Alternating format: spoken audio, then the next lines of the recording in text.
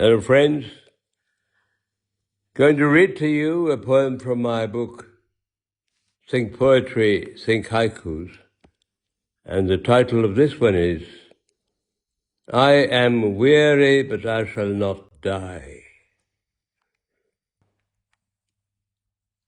I am weary but I shall not die, for my words will give the lie to my not being here. My legacy, my memory, will they forever be. For nothing lasts and nothing vanishes, and while there is a change of both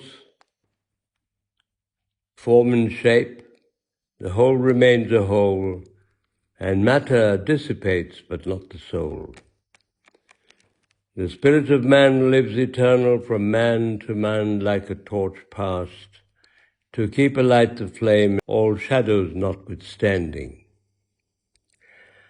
Like the night that does but submit to the brighter light of day, the softness of the moon gives way to the harshness of the sun, but both remain where they are, close and yet far. So when I'm gone, my words will play those parts.